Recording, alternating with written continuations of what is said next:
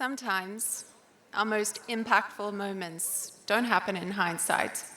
They happen in the moments that are real and are living, and sometimes in the moment just before we have to show up.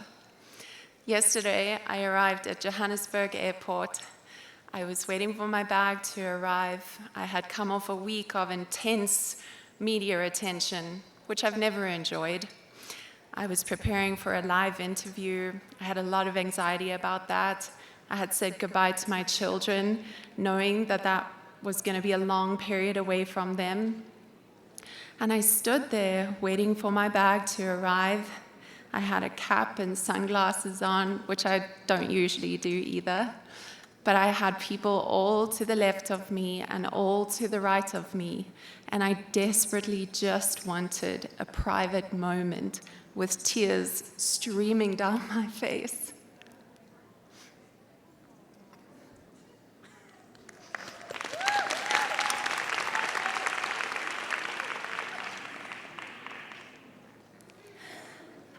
I went back to my hotel room and I sat on the floor. And I was this close to emailing the Forbes team. Bless you. I was this close to emailing the Forbes team to say, actually, I can't do this. I'm not enough. What have I done? What have I achieved to be on this stage? And I sat there with the talk in my hands, and I looked at it, and I was saying to myself, I'm going to have to prepare this talk, and I'm going to have to redo the entire thing, knowing that I've got to get on to a Forbes stage in just a few hours' time. And that's not just any stage. That is the Forbes stage.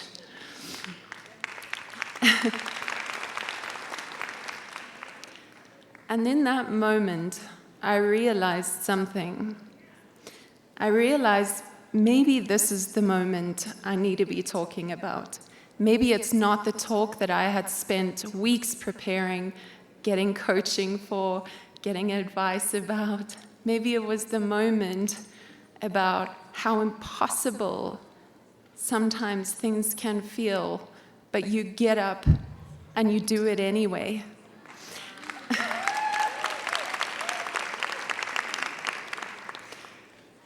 And sometimes we're not always able to show up as our strongest, most confident, most put together versions of ourselves. Sometimes we're walking around with brokenness. Sometimes we're walking around with mess. Sometimes we're walking around unclear about our lives and how things look and the futures that we want to create and how do we get there? How do we create that becoming? Sometimes we're just arriving in our becoming.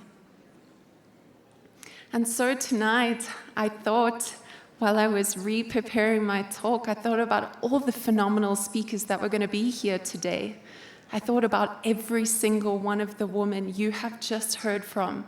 I thought about their stories. I thought about the impact that they would be leaving with every single one of us tonight. And I thought about this familiar voice that I've had with me, that's journeyed with me my whole life, this voice that has constantly told me, you are not enough. You don't belong on that stage. What do you have to add value to the conversation that is happening there? But I chose to show up anyway.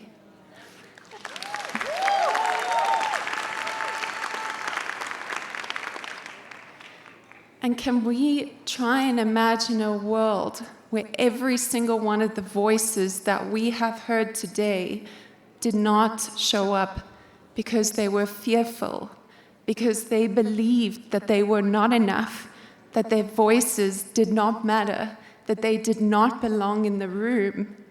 What a disservice that would be to society and the world that every single one of us here want to see created.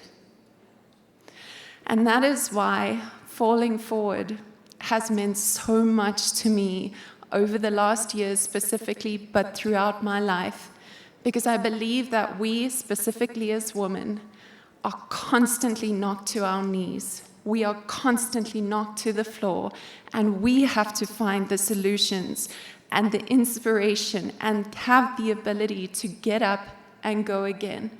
Does it get easier? No. No, it doesn't. But it is necessary. It is necessary for every single one of us here in this room today and beyond to believe that our voice matters, that our story carries weight and could be a saving grace for somebody else.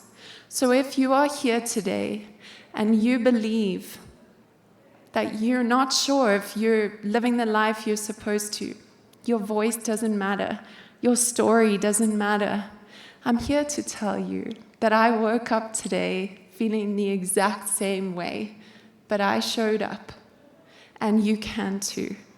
And sometimes falling forward is the only way that we're able to move. My name is Rachel Kolisi, and I am a very proud South African woman and an even more proud African woman. Thank you.